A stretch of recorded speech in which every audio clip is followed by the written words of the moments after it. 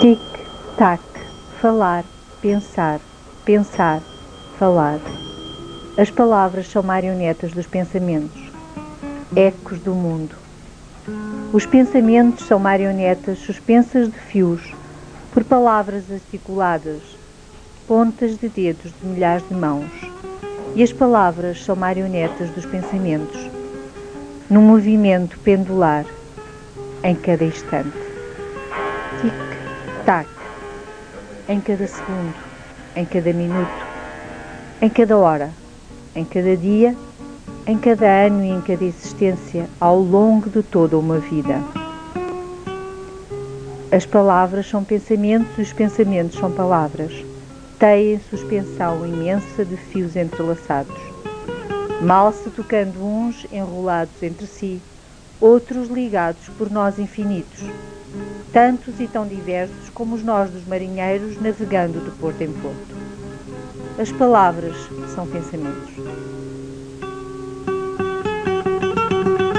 E os pensamentos são chamamentos, exclamações, onomatopeias, frases, narrações, memórias, histórias, discursos, memória de memórias, números, datas, princípios, leis, teorias, alquimia e dizeres, poemas mal soletrados ou apanhados aqui e ali, na armadilha das palavras, no jogo das falas, na linha dos livros, na invenção e atribuição dos nomes, no diálogo entre o homem e todos os outros seres, animados ou inanimados, até com os deuses, a divindade, os santos, ou com Deus em preces silenciosas ou ruidosas.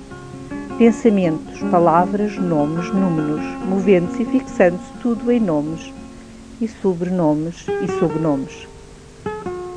Como diz Eugênio de Andrade, o nome de uma pessoa é já um poema, porque quem diz vida, diz poema, mistério, milagre.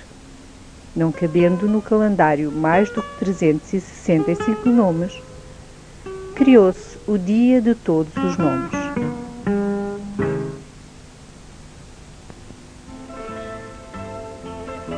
O pensamento, a palavra, o gesto, a matéria, a técnica acompanham-se e formam sistemas que se instalam entre as pessoas e sobre as pessoas, emergindo entre elas e sobrepondo-se sobre elas um mundo de artefactos, um sistema de objetos.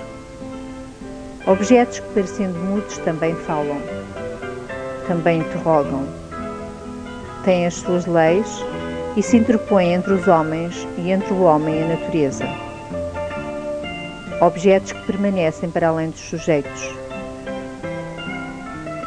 Um sistema de objetos, artefactos que os homens modelam e erguem, mas que por sua vez modelam e se erguem sobre os homens, embora sempre com alguma mão do homem.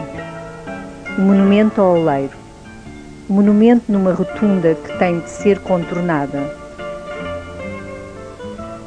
Poderão os painéis ficar sempre por observar, mas o olhar será encaminhado para o centro de 3 paredes dispostas como raios apontados e elevados para o centro de um círculo, sobre o qual emerge um pote gigante de barro, visível à distância.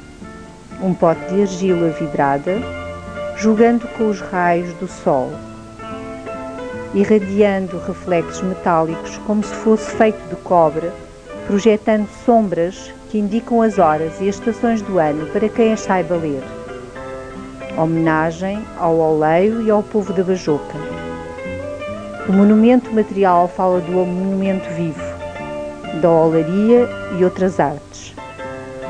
Entre as ruas, há a Rua do Oleiro, ao fundo da qual se eleva a chaminé da casa de Luís Santo.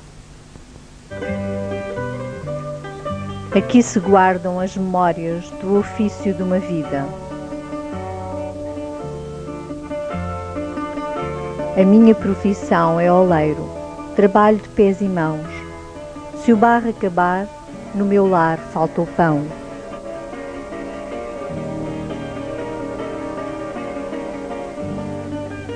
Ao ar livre, uma maromba, engenho de amassar barro.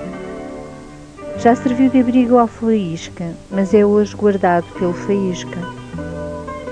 Cão inteligente que obedece ao dono.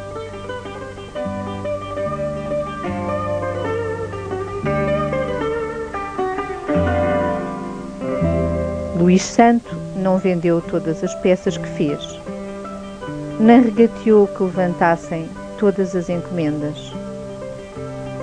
Além das peças guardadas por particulares ou no espólio de museus, como o Museu Municipal Dr. Santos Rocha, na Figueira da Foz, Luís Santo guarda um conjunto de peças que fazem brilhar a memória do seu passado.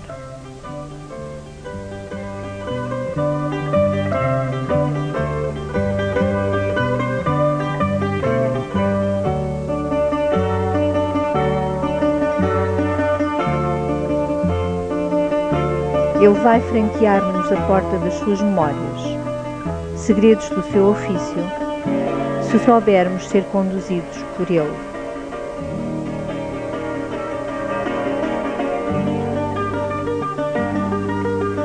Ou se o nosso estatuto o merecer.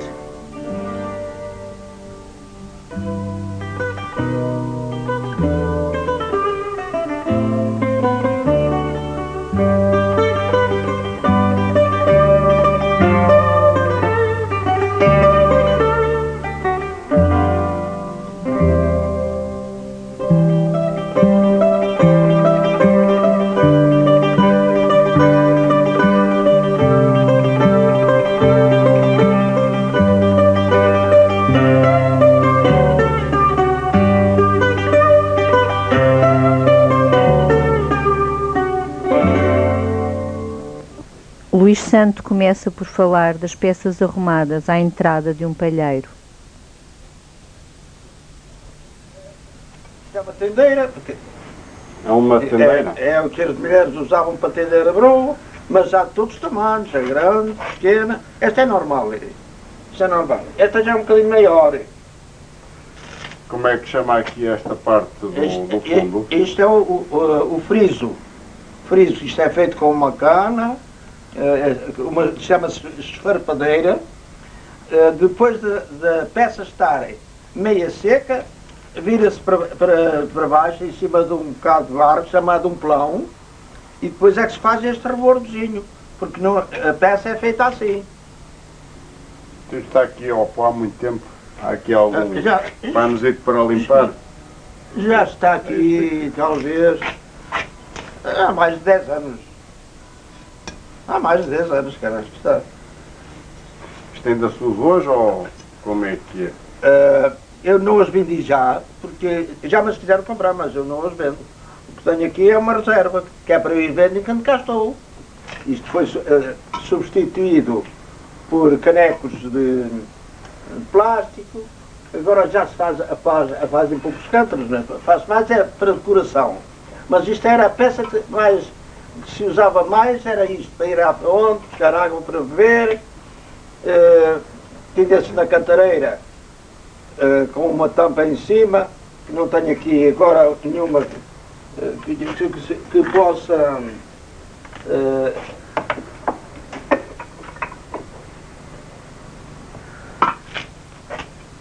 era do género dessas. Deixa-me cá ver. Não tenho desenho. Isto tem mais. Há outros tamanhos, chamados há vários cântaro tamanhos. todo? Isto é o cântaro.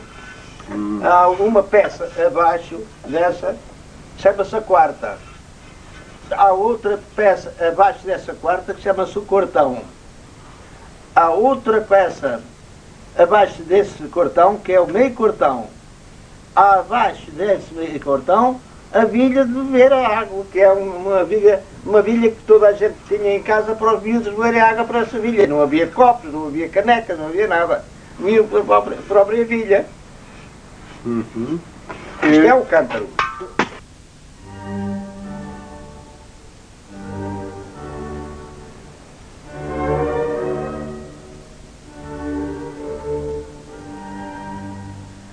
O uso dos objetos transporta-nos ao cotidiano que os provérbios fixaram. Tantas vezes vai o cântaro à fonte que algum dia lá fica a asa. Usavam-se nas fábricas, usavam-se nas vinhas, usavam-se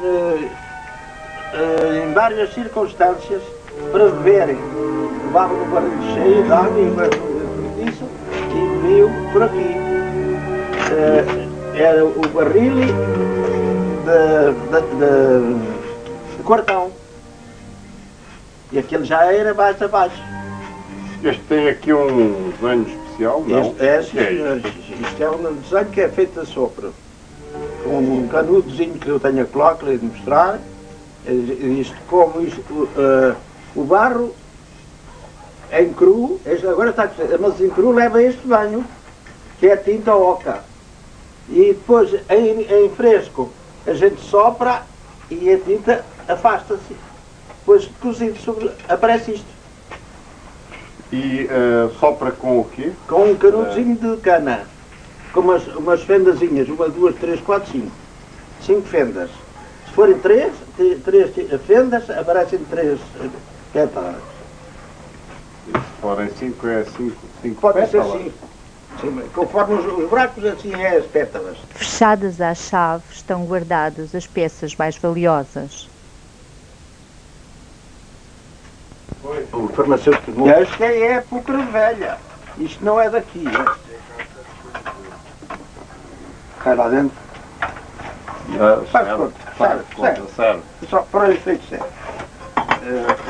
Esta é a púcara de velha? A púcara de velha. Então e o que é que... Sabe o que é que quer dizer? Porque todas as mulheres, quando tinham os bebés, tinham uma pucarinha destas para cozer a galinha.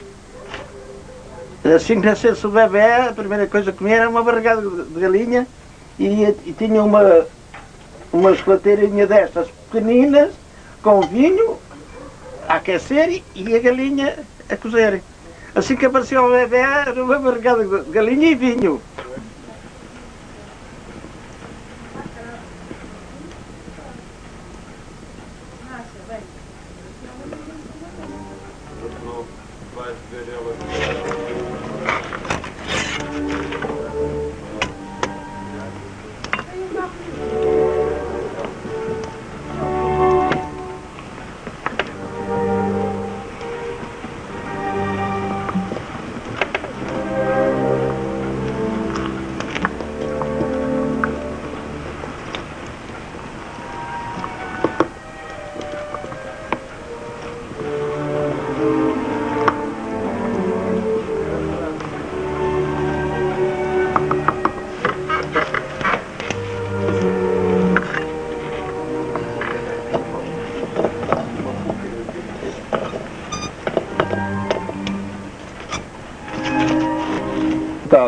Essa é a louça regional. Foi a que eu criei. Essa louça já é minha. Isto são coisas que eu criei, nem nunca vi feito desse formato. Uhum. Então, Isso é peça única. Isso à partida porque foi alguém que a partiu e escondeu-se. está bem. Quer dizer, já emprestou esta peça para ser exposta e partiram-lhe, foi? É verdade, foi. E o quê? Aqui tenho outra peça, que o senhor Luís sabe, que era para assar os chouriços, com aguardente ou álcool. Tenho aqui o chouriço e assava-se aqui. Então, e estas peças é a louça regional criada por si? Isto é louça. Como é que é isto feito aqui? Isto? A cor é feita pelo o fogo, no forno. Isto a gente não pode garantir esta cor a ninguém, não é capaz de a fazer. Só o forno. O natural é este. Este ou aquele. ou este. Esta cor sai ao acaso, dentro do forno. Sai ao acaso porque pelas misturas? Não, não, é consoante o calor que apanha no forno. Isto tem fogo a mais, apanha o calor a mais e depois ficou com esta cor. E estes efeitos, como é que... Isto é feito com as canazinhas, os moldezinhos de cana que eu tenho aqui lá, guardados. Isto faz com facilidade. Olha, são três. É este e este, são três. E esta cor creme? Essa cor creme, isto é como lhe digo, isto é um segredo do forno. Mas isto que é outro barro? Não, isto chama-se bar silax. É um bar próprio que a gente tem, bar branquinho, escolhido para este fim. Mas também há tinta, mas eu não punha tintas nenhumas, era tudo a base de barro. Chamava-se bar silax. Barro silax? Bar silax. E arranjavam-no aí? Ou... Arranjava, isso era tudo arranjado. Era extraído aí das barreiras daqui? Depois experimentava um, experimentava outro, até acertar. Na decoração das peças, através de tubos de cana, Luís Santo era ajudado muitas vezes pelos seus filhos. Pela minha mulher, este braço, pendurava-se, quem comprava pendurava onde queria. Mas este verso foi feito pelo Dr. Torres Marcos e as letras foi o Dr. Rui mais o farmacêutico de Montreux. Onde é que fizeram estas letras? Lá em casa deles. O que é que está aqui escrito? Consegue ler? Consigo. Quem haverá que resista à luz que na argila pobre molda a alma de um artista para qualquer plebeu ou nobre. Torres Magos. E há aqui mais este também? Isto.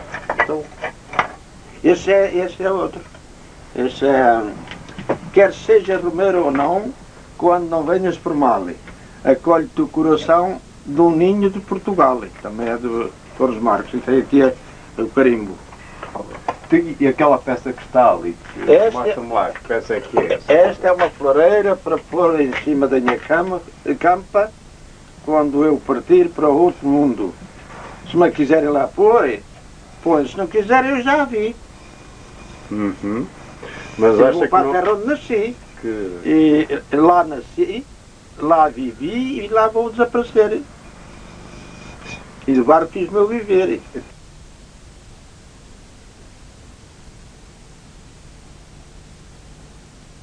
É o azado. Mirando de Corvo não é este formato. Como é que é o formato de Miranda? O formato deles não tem são mais esquias e não tem as asas assim. Este formato é nosso. Antigamente isto vendia-se, não posso saber, mas há uns milhares. Havia feiras onde isto desaparecia tudo. Mas quer dizer, esta é a miniatura, este é pequeno, era em grande. A Feira dos 29, em Monte Redondo, era a mais importante para Luís Santo. E este púcaro que está aqui, estava aqui e toda a gente que ia beber, tirava água dentro e vira. Este vidrado é novo. Este vidrado não deve ter aí. O meu avô já não usava isto. O meu avô nunca usou este vidrado. Só já no tempo do meu pai. No tempo do meu avô era só em barro tosco. Isto é vidrado. Sabe que isto é cozido, esta peça é cozida duas vezes. Uma vez a chacota, ou tirar o fumo. Nós era tirar o fumo.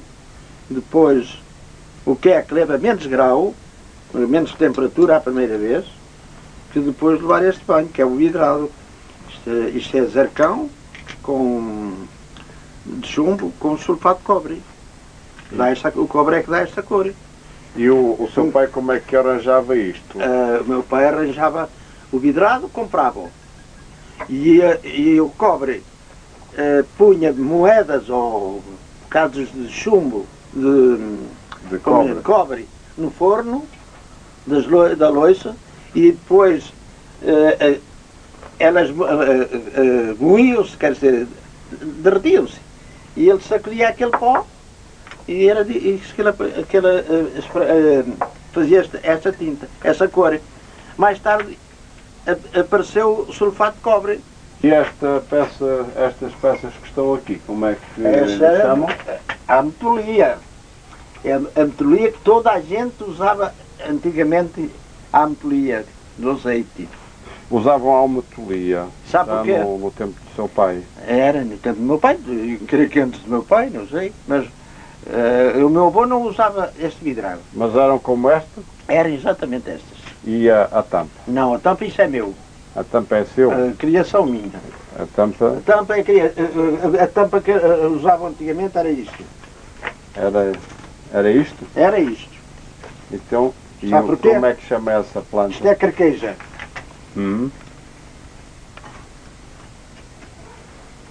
Então, arranja-me uma tampa antiga. Quer ver? Quero. Como é? Eu tinha uma até aqui montado.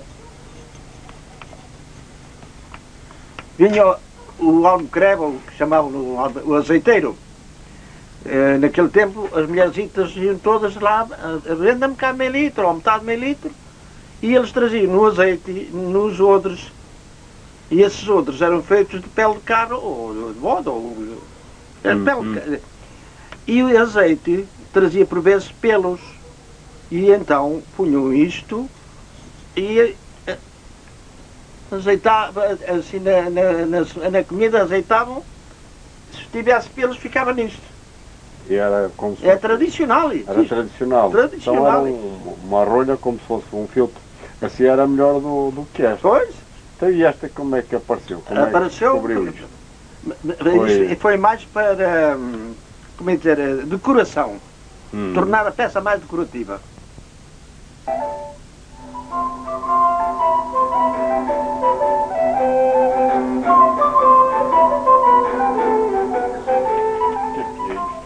Isso é um cabide que eu pus na minha casa de banho. Depois, quando modifiquei, tirei-o de lá. Mas guardei-o para... é único. Nunca fiz mais nenhum. E fiz uma aventura. Esta peça não podia ser vidrada em barro sem ser cozida a primeira vez. Mas eu fui experimentar a ver se as bichas pegavam. Mas não, o vidrado levou-me os desenhos. E agora está aqui uma outra. Não sei se conhecem. Já conhece? Essa? Eu já vi peças, não sabia era o que é que tinha aqui realmente. E como é que peça é que é esta? Sabe para que é? Sei, é o fumador. É o fumador. E este fumador, onde é que apareceu? Isto era utilitário, não era decorativo. Mas hoje passa a ser utilitário, não, há muitos nem conhecem nada disso. Antigamente havia doenças que maus cheiros, não havia detergentes, não havia desinfetantes nenhum, só havia o incenso, e açúcar, alecrim, essas coisas assim. O que é que faziam? Arranjavam um defumador, punham aqui umas brasazinhas dentro e punham o louro ou o açúcar ou o que quisessem e depois deitavam fumo por todos os buraquinhos. Então, esta peça que me estava aí a esconder, que peça é que é esta? Como é que... Essa é para a bacia de barbeiro. A bacia de barbeiro? Pois. E também... Sabe, toda a gente... Antigamente o barbeiro ia à casa fazer a barba aos fregueses. Eu também cheguei a andar a cortar barbas por casa dos fregueses. Toda a gente tinha uma bacia dessas, pendurada lá ora no alpendre, ora em casa de fora. Chegavam lá, punham aqui água para molhar o pincel e tocar ensaboar as barbas. E então este corte? Isso era para quando tinham roupa nova, para não sujar a roupa. E também havia, mas era maior, um processo destes para sangrador. Antigamente os barbeiros também eram sangradores.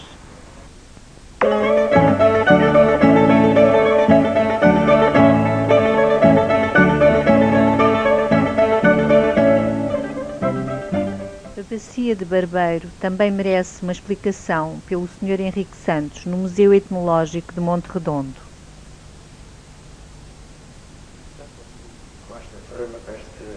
Este conjunto de ferramentas de barbeiro, sabões, o creme, a cotuline, a máquina de aparar o cabelo. Temos esta taça que servia aos barbeiros ambulantes.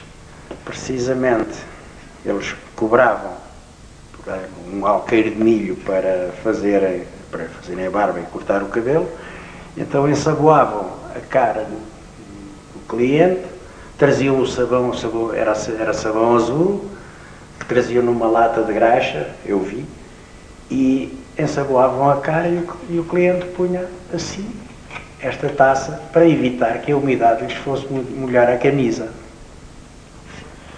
Este é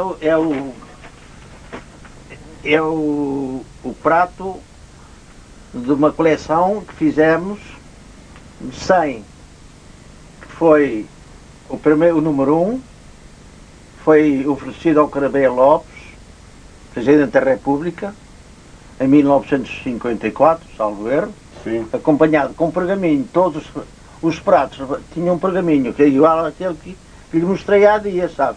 Mas esse pergaminho era um pergaminho especial, que era feito de pele uma pele carneira, ou não sei como era, feito pelo monge Dom Paulo de Oliveira Dias, em Coimbra.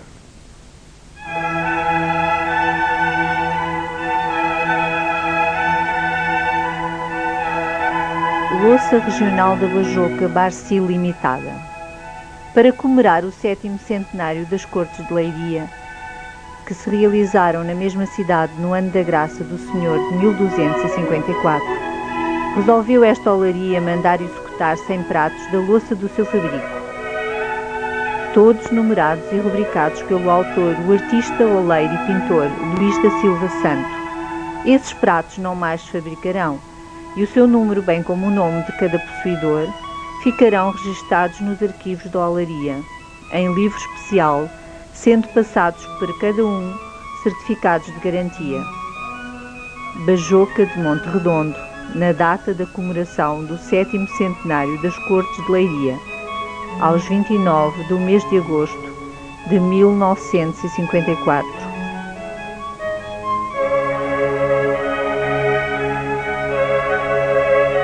7 séculos de história, desde as cortes ao presente, tornam Leiria uma glória e orgulho da lusagente.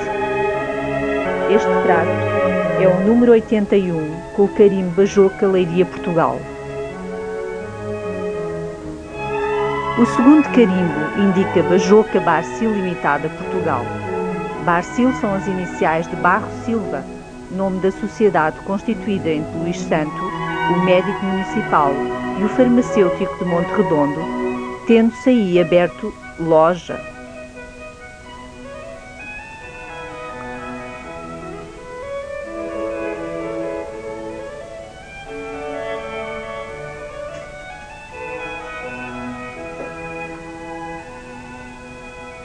O médico e a sua esposa conheceram Luís Santo em 1950.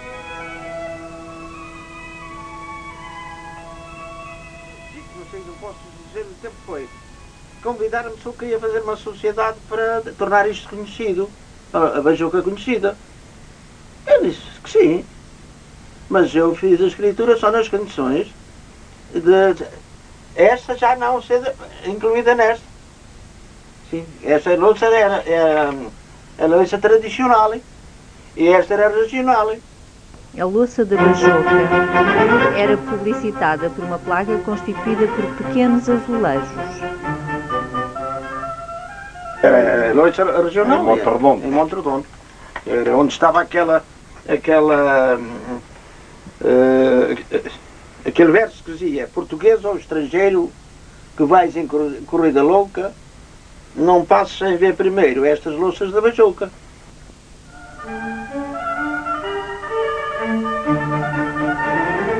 Através da Barcil, Luís Santo participa no primeiro concurso nacional de artes e ofícios realizados em Lisboa, no Instituto Superior Técnico, em 1954.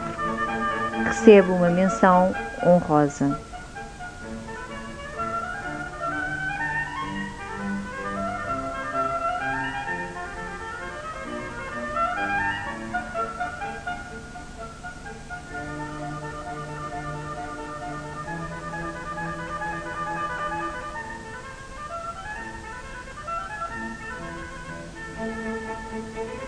Em 1959 é promovida uma exposição da louça regional na sala da Comissão Municipal de Turismo de Leiria.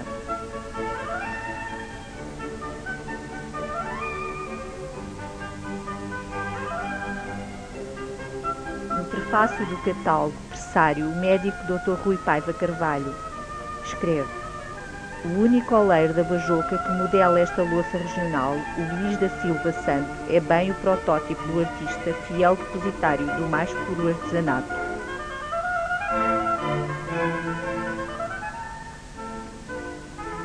No ano de 1960, a Bajoca participa em desfiles etnográficos nas cidades de Leiria e Coimbra, com a Barcil representando a olaria.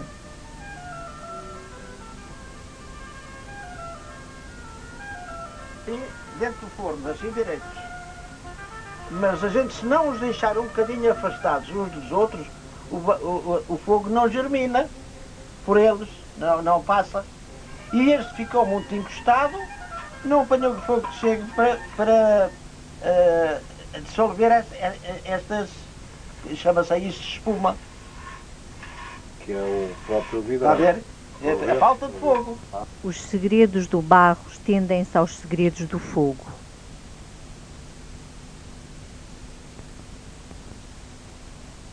E criada por mim, porque nunca vi este modelo feito em lado nenhum. Nunca. Nunca viu este modelo em lado nenhum? Nem em lado nenhum. Nem o modelo da asa, nem feitio. A cor saiu ao caso. E como é que... Porquê é que diz que saiu ao acaso? Porque não era esta cor que eu queria. Qual era? Era uma cor mais escura. E depois saiu, está a ver que sombreada. Foi o forno. E este brilho assim que tem? Isso é do fogo, da tinta.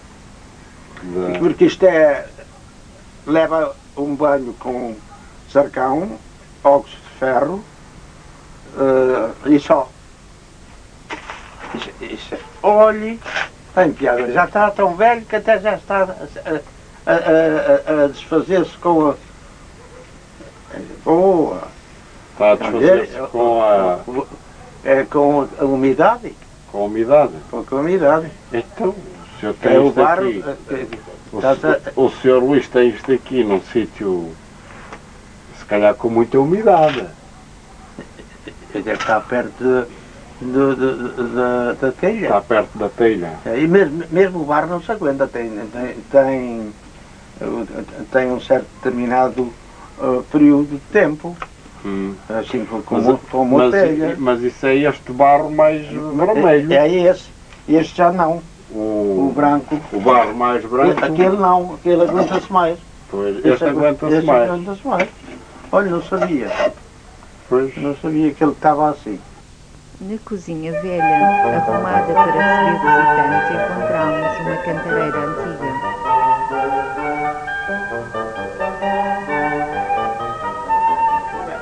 Chamam este móvel aqui. É a cantareira. É a cantareira. O nome é do próprio câmara. Então, o que é que está aqui pendurado? Isso era as agulhas das albufeiras com que elas coziam as alcovas e os capazes.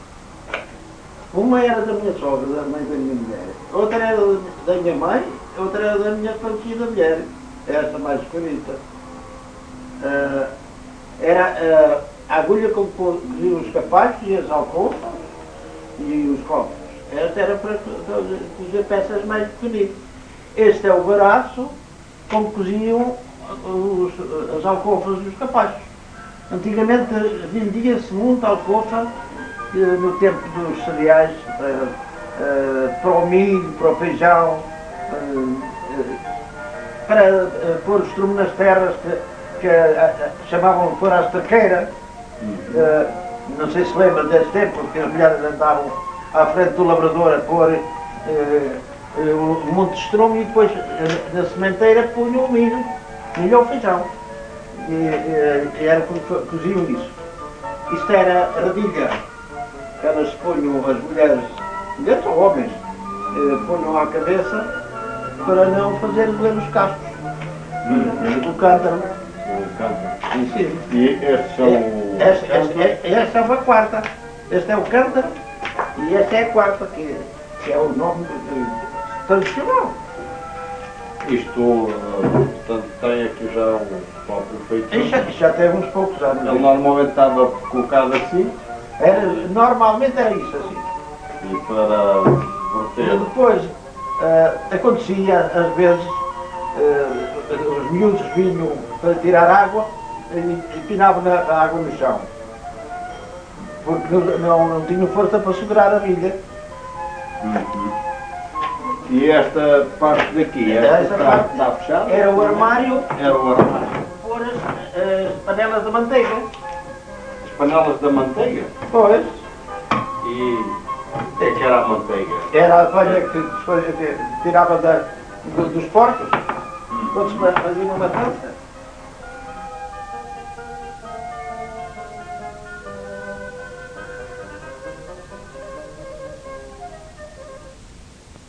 Ainda hoje, Luís Santo cria o seu porquito para fazer enchidos de confiança.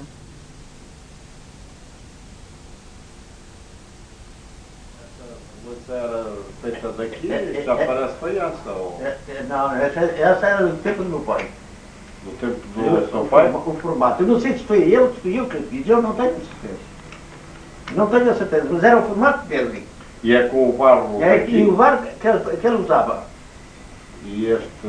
Ele parece-me que esse cá dele. Sim. E este... Isto é feito com um canudozinho, com umas fendazinhas e também do vidrado verde. Ganhando a confiança de Luís Santo, conhecemos a sua história familiar e como era nos anos 40 o ofício do oleiro.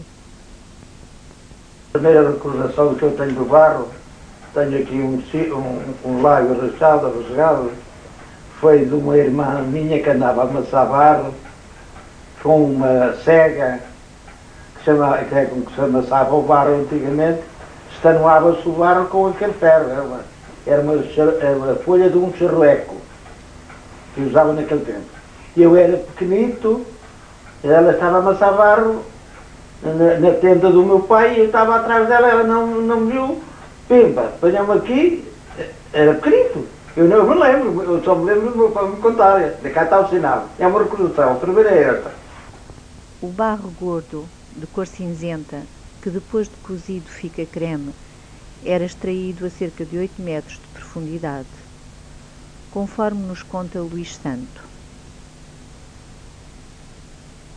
Isto é o que vai de cima da terra principal. Isto é a barreira, daqui, Sim. até aqui. Daqui para baixo é o barro. Isso é o barro. Aqui começavam a tirar daqui, faziam uma mina, não quer dizer, mas não era bem mina, era Um tipo de túnel. Sim, um túnel. Daqui outra.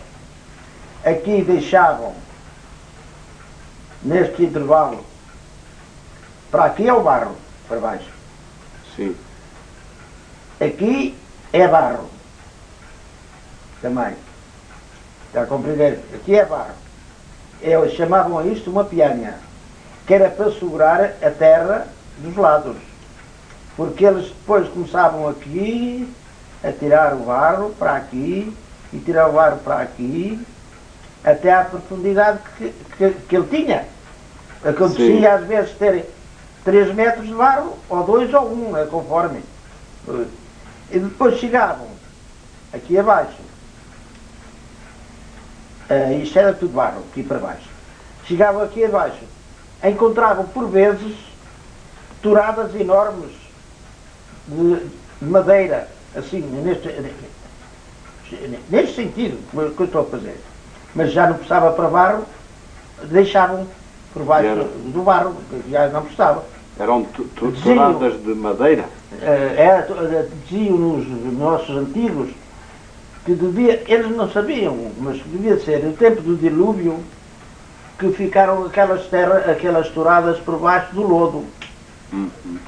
Diziam eles. E então eles faziam o seguinte, tiravam daqui e tiravam daqui até poderem, até que a terra não desse origem, porque por vezes a terra começava-se a dar e esta parte de zumba, caía. A extração descrita é comparável à que é praticada na Galiza e Alto Minho, correndo-se um risco elevado de acidentes que também ocorreram na Bajoca.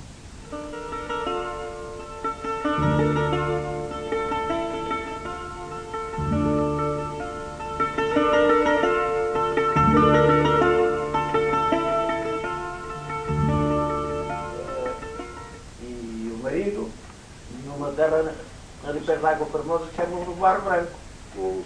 Essa mulher fazia louça, era a irmã do meu pai.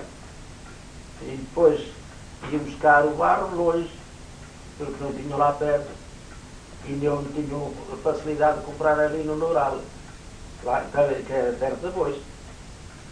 E foi numa... Foi para o Barro Branco. Ela mais o marido abriram um barreiro, mas compraram um barreiro pequenito e queriam tirar muito barro, miraram, fizeram uma mina grande e aquilo não tinha segurança, ficaram lá os dois. Mas foi... Até aos anos 40, o barro é amassado com os pés, depois é introduzido o engenho de tração animal, a maromba ou maroma, que é utilizada ainda na década de 80.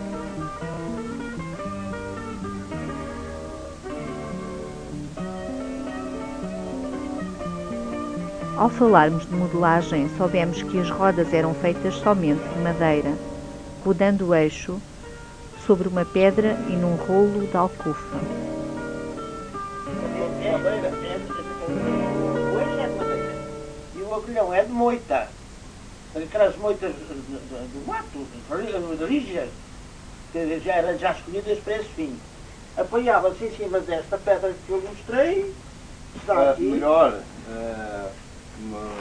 a pedra que tinha mostrado há dias está aí, é? Está aqui.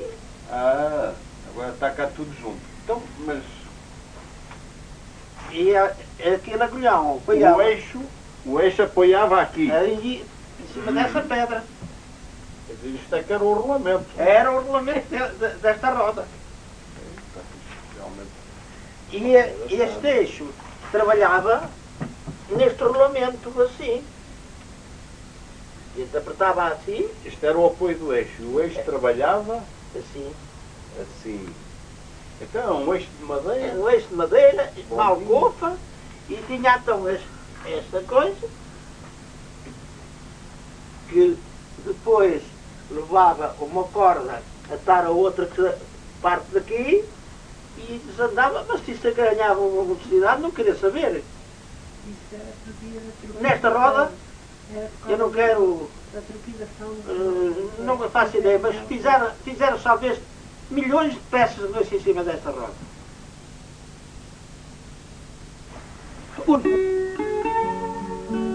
Descobrimos a função da pedra do oleiro na reserva do Museu de Monte. Pedra que é parte essencial da roda, foi doada por Luís Santos a esta instituição.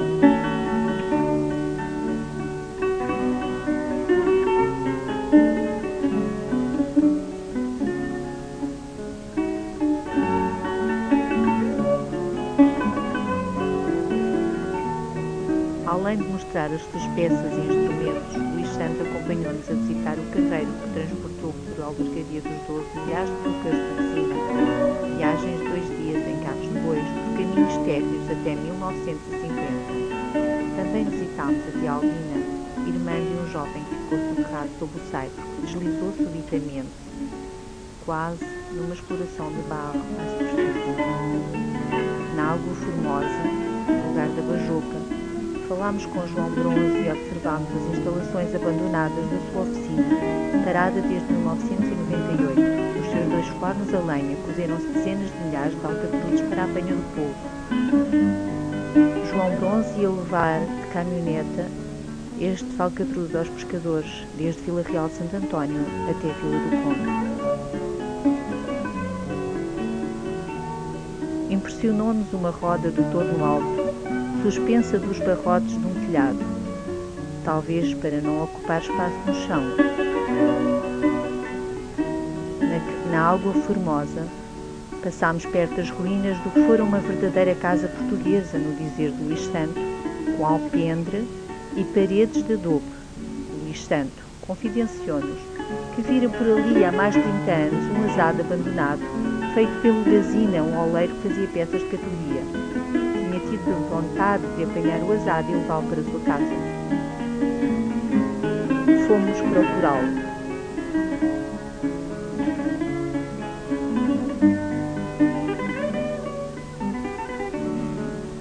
Ainda está boa, não? Já está aqui bem Está. conservada. Está já um bocadinho Há um bocadinho de partida, se calhar foi por isso que teve cá. Foi por isso que ela aqui está. deixar. Foi por isso que ela aqui está. Uhum. Este lado está bem bonito. feita. Porquê é que está bem feita? As asas estão bem coladas e é fina das paredes da peça. Está perfeita. As fotografias que Luís Santo nos facultou constituíram uma verdadeira surpresa.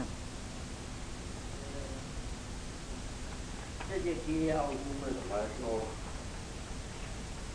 Podemos pôr aqui na mesa. Mas da gaveta saiu ainda outra surpresa. Um livro de visitantes, assim aberto em 1973. Com imensa satisfação, dou início à série de assinaturas dos visitantes desta oficina de artesanato, uma das que muito honra a nossa querida paróquia da Bajoca com a sua louça regional. Que a vocação artística do Sr. Luís Silva Santo, a sua bondade e amabilidade sejam incentivo a todos os nossos paroquianos para um maior desenvolvimento das suas qualidades artísticas, para um maior progresso da nossa terra, para uma maior alegria e paz nas famílias e entre os homens e para a maior glória de Deus. Bajoca, 9 de novembro de 1973, Padre Manuel Duarte Lopes da Silva.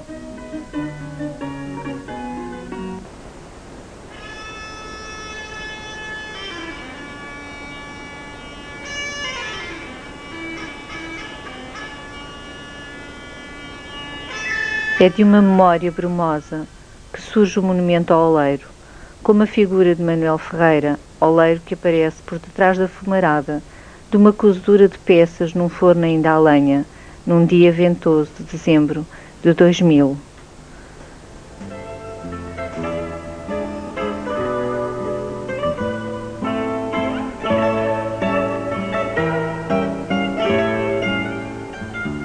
A Bajoca de cima, a Bajoca de baixo, o Vale da Bajoca, Água Formosa e mais 12 lugares da atual freguesia da Bajoca pertenceram até 1971 à freguesia de Monte Redondo. Na historiografia de Monte Redondo destaca-se um documento medieval, um testamento de bens feito em 1278 a favor do Mosteiro de Alcobaça, conforme pesquisa de Saúl Gomes, publicada pelo Museu Etnológico de Monte Redondo.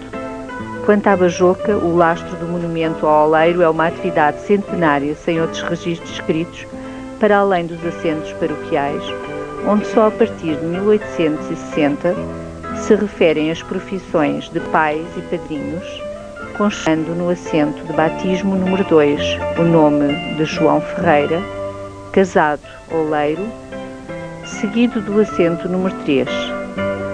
Neste se lendo que foram postos os santos óleos a Manuel, filho legítimo de Francisco Gonçalves Santana, oleiro, e de Maria da Silva, paroquianos do Monte Redondo e moradores no lugar da Bajoca.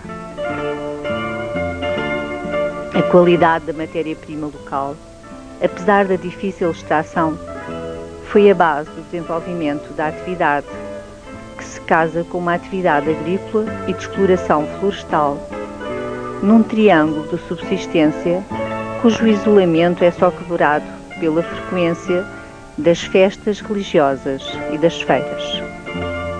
De entre as feiras, a dos 29 em Monte Redondo é ainda muito frequentada. Nela ainda vemos hoje Manuel Ferreira, com a sua louça de barro, lado a lado com os plásticos e as porcelanas. É um feirão, onde ainda se pode comprar o gado bovino.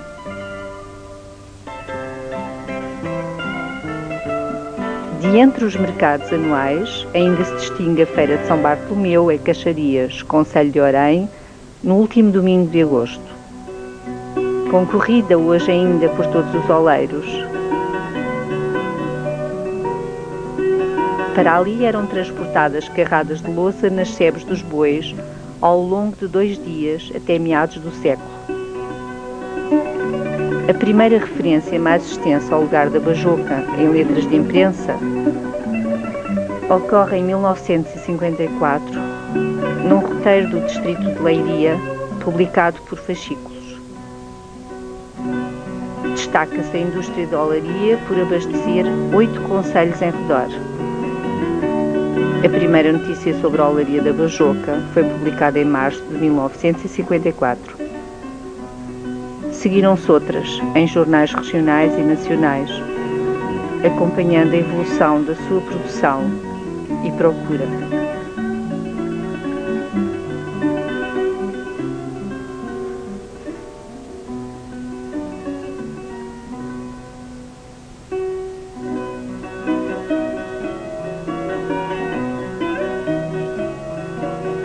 A atividade do passado suporta o florescimento do presente. Promovida pela ABAD, Associação Bajoquense para o Desenvolvimento, realiza-se anualmente a Feiriarte. A Feiriarte é uma feira de artesanato e atividades económicas desde 1993.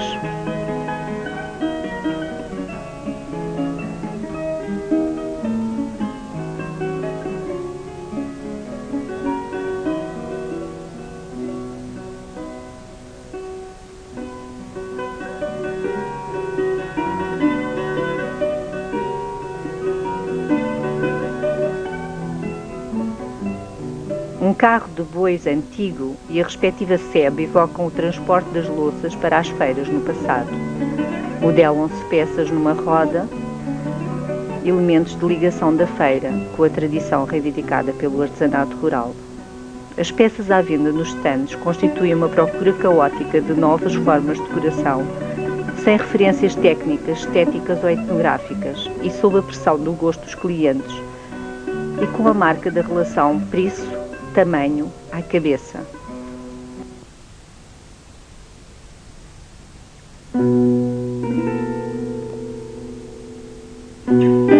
A entrada de Portugal na União Europeia desencadeou um fluxo de exportações e a modernização parcial da produção.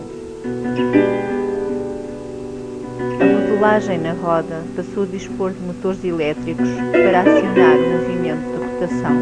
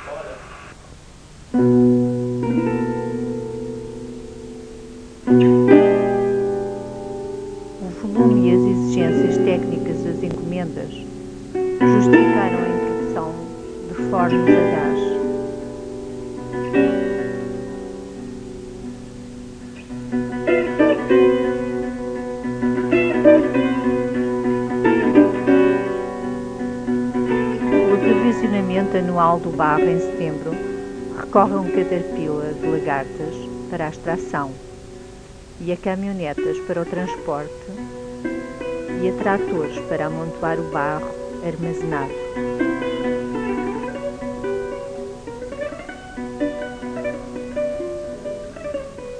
Retirado do monte onde está armazenado, o barro é amassado por fieiras, passado e triturado por cilindros.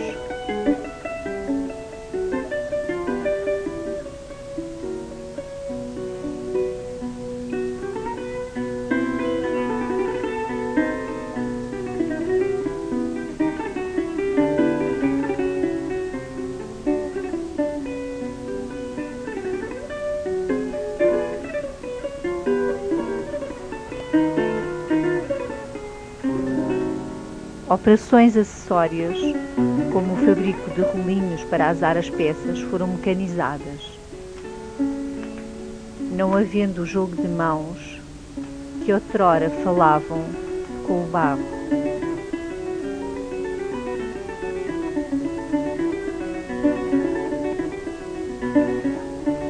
Trabalhos como vidrar e enfornar são realizados por trabalhadoras, combinando tecnologias e procedimentos artesanais.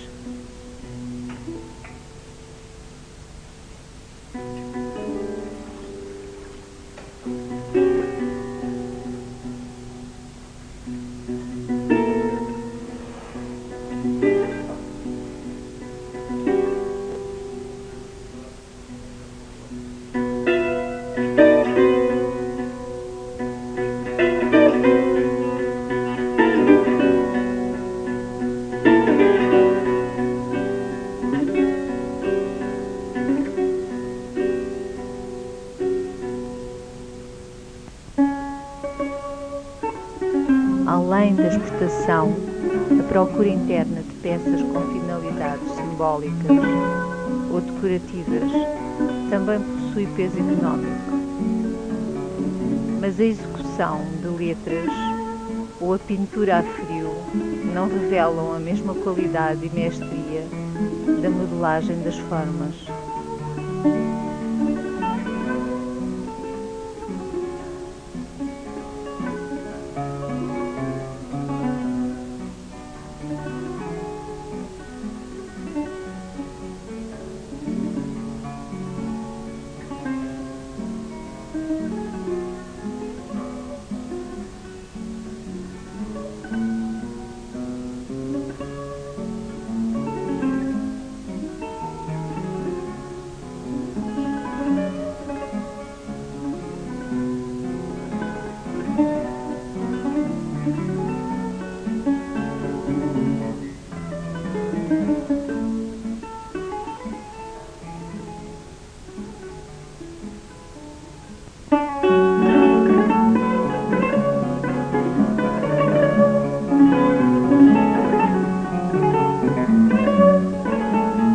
Encomendadas para a Alemanha, coalheiras para reservas naturais mostram que a exportação pode descobrir a tradição.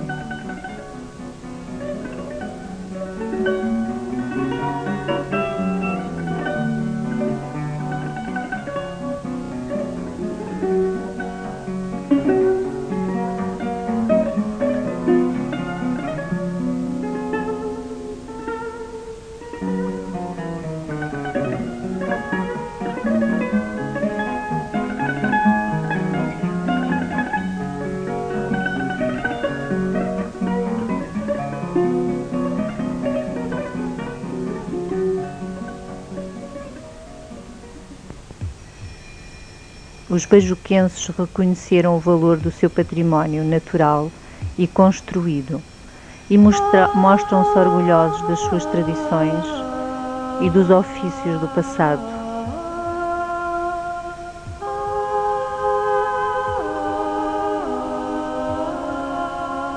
Os oleiros, que percorreram e percorrem os caminhos das feiras, como o Barba Azul, que fazia a feira do domingo no Louriçal,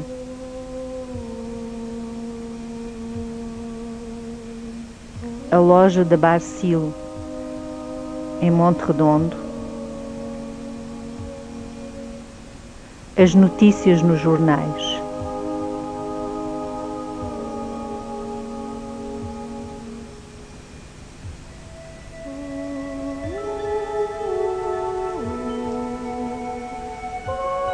As exposições em escolas.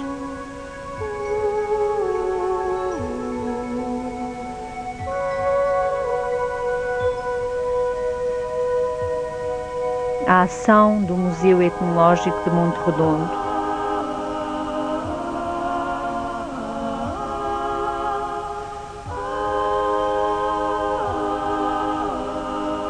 Uma exposição de olaria na cidade de Raina, na Alemanha. Imagens nos folhetos turísticos das digressões do rancho folclórico do Grupo Alegre e Unido. Tudo foi erguendo o pote do monumento ao oleiro.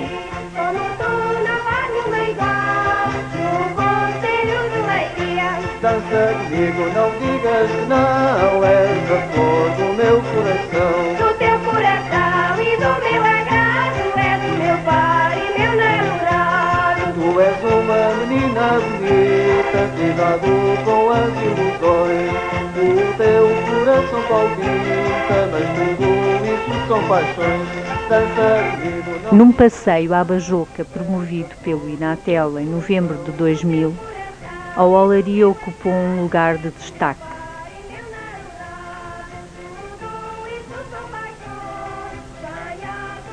Luís Santo primou na recepção dos visitantes, montou a sua velha roda, segurando as traves ao tronco de um carvalho centenário.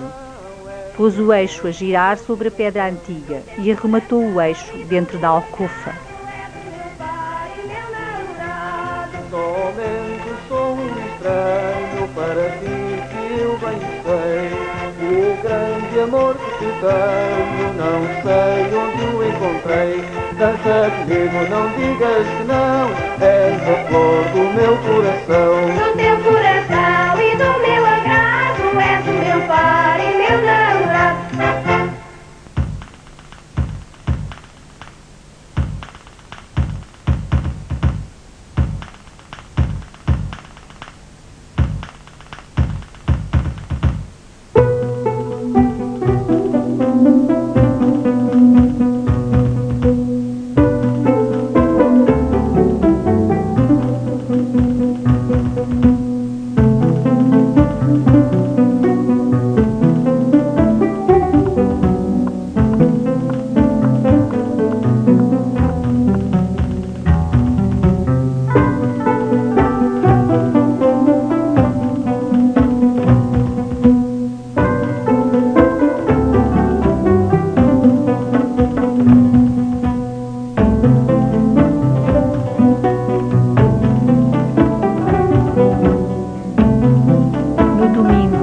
Horas antes dos visitantes chegarem, Luís Santo ensaiou a modelagem de um vaso.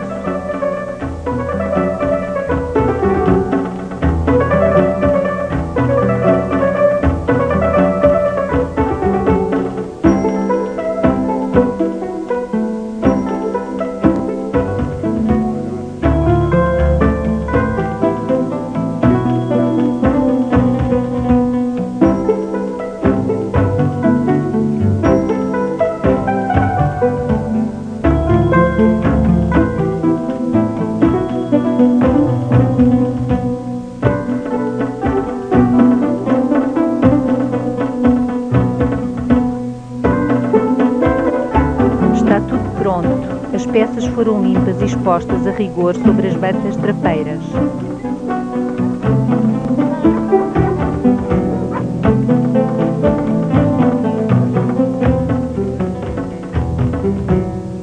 De surpresa, fez maravilhar os visitantes com a arte das suas mãos.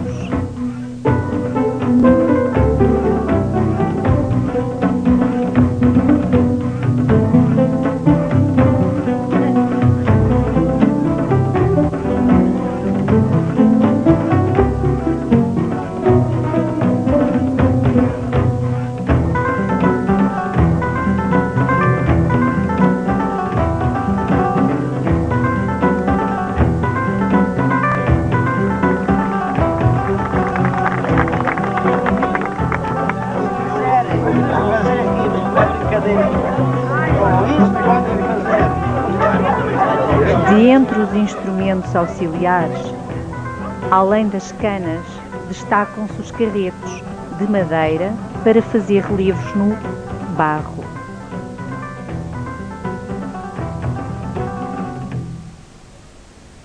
Para as olarias no ativo, o passeio soldou-se na venda de algumas peças.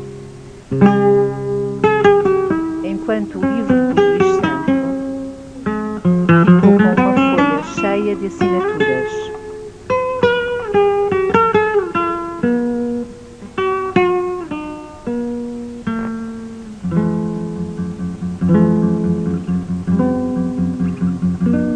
À entrada da oficina de Manuel Pedrosa, jogando como cartaz publicitário, há um pote em simbiose forçada com uma cameleira, mostrando como aqui a agricultura e a olaria se casaram, amparando-se, alimentando ambas a subsistência familiar primeiro e permitindo um florescimento económico que a atividade exportadora indicia.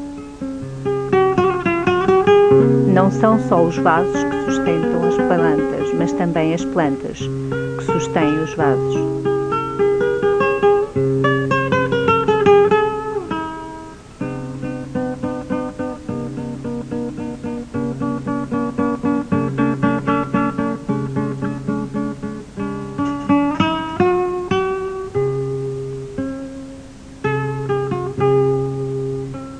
Um carro de bois ainda circula sobre o alcatrão.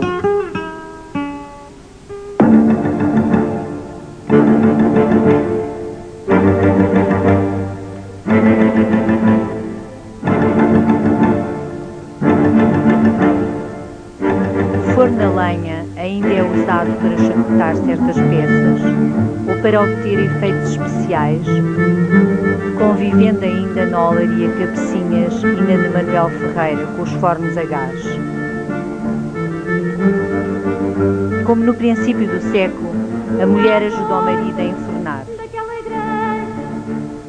Os alguidares, os potes e os cântaros são empilhados com saber para o fogo poder germinar. Tapa-se a boca do forno com cacos e tijolos de burro. A mulher vai ajudar o homem a acender o forno e a alimentar a fornalha.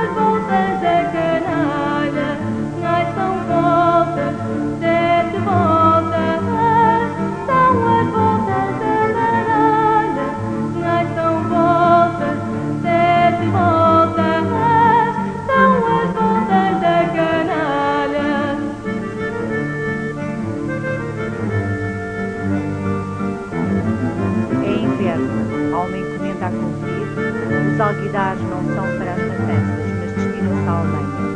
No termo de vários subcontratos, o oleiro não sabe qual será o uso dos alguidares na Alemanha. Sabe do seu ofício, vai aquecer lentamente o forno 18 horas para enxugar totalmente a louça. À porta daquela igreja, vivo sempre. Nas últimas 6 horas, queima-se lenha ininterruptamente até limpar o fogo. Daquela igreja, vivo ser tradicional. À volta de uma coisa velha e não muda a condição. À volta de uma coisa velha e não muda a condição. À porta daquela igreja, vai um grande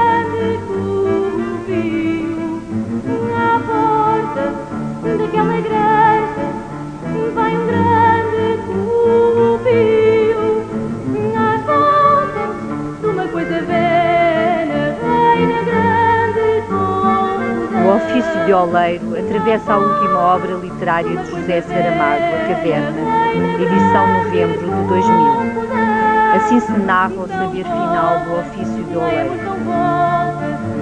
Olhar para dentro da mufla e calcular a temperatura pela cor dos barros incandescentes, ver se o vermelho escuro já se converteu em vermelho cereja ou em laranja.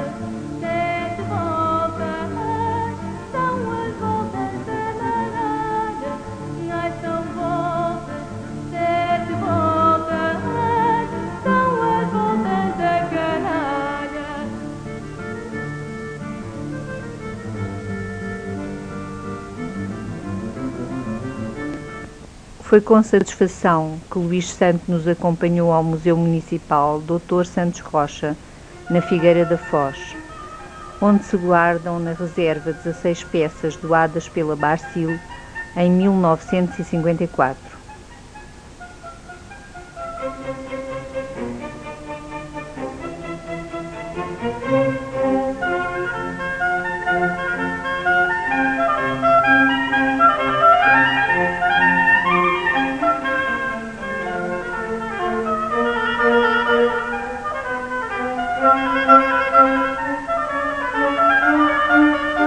Tocou com enlevo as peças feitas pelas suas mãos. Foi mais difícil para Luís Santo comentar o monumento. Merece a sua aprovação e as dimensões do pote constituem o seu elemento de exceção. Executado por fases na roda do Oleiro, nem todos os profissionais são capazes de tal mestria, tendo recaído a encomenda sobre Manuel Pedrosa, perito em tais potes gigantes. Já a execução dos painéis figurativos teve de recorrer a profissionais do Juncal, merecendo elogios e críticas de Luís Santo quando se desviam por representar elementos estranhos ao cotidiano do tempo incerto, ali representado. A execução de alguma tarefa representada de um modo que não era bem assim.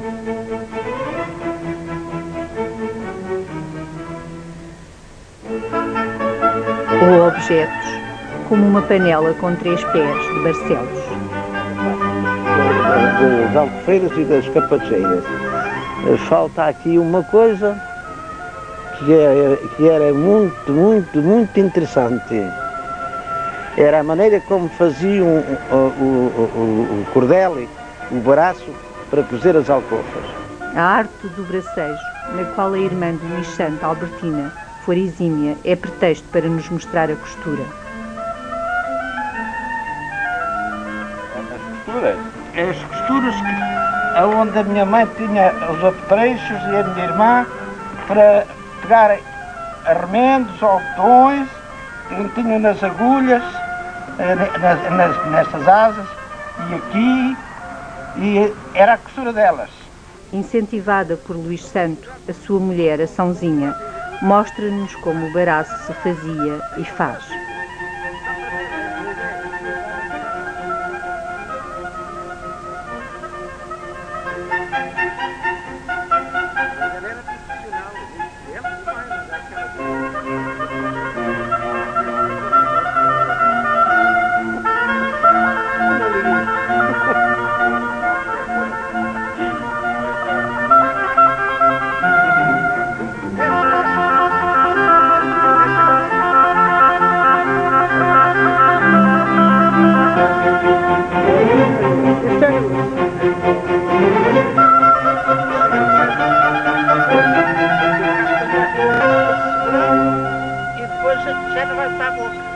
Além do baraço, vemos entrançar o pavio das alcofas. Às quando é que vou acabar? A alcofa. O acabamento. Por toda a moda já não adianta estar aqui. Ela, quando ia às escolas mais jovens, fazia sempre isto. Quem era mais habilidoso era bruxo. Fazíamos assim. Até aí aquele gato foi. Pronto.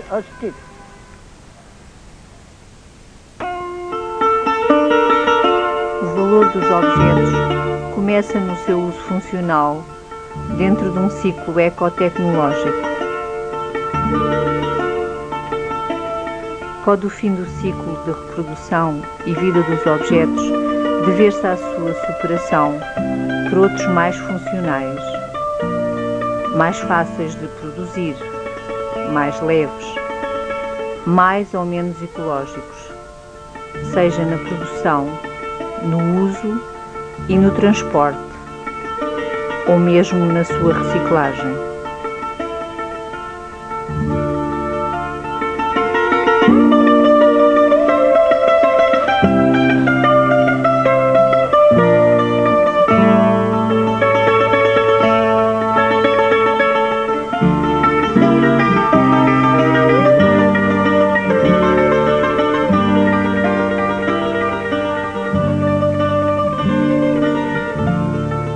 O uso decorativo pode prolongar a existência dos objetos para além do seu uso funcional.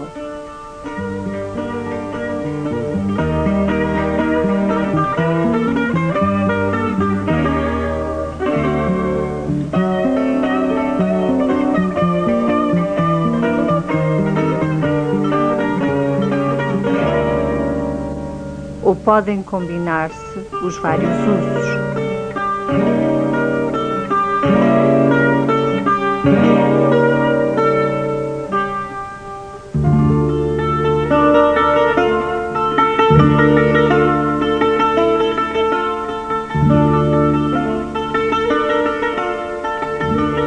Para além do valor material, há um valor simbólico, um valor de memória coletiva ou pessoal, um valor de autoria, assinatura.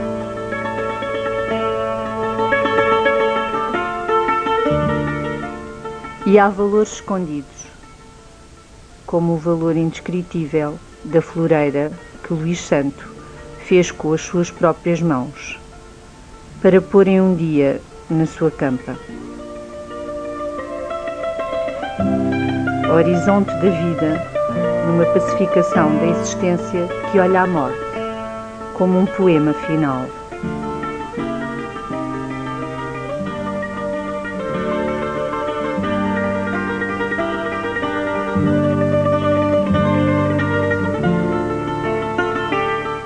E, no entanto, por muito que seja o valor alcançado por um objeto, nunca um objeto será um poema.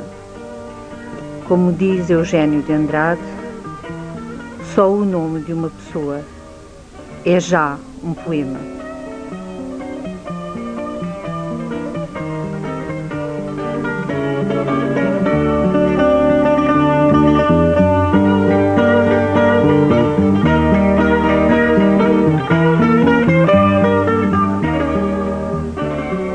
O monumento ao oleiro, ao povo da Bajoca, uma memória coletiva cuja chave é a soma das memórias pessoais, uma memória para o futuro.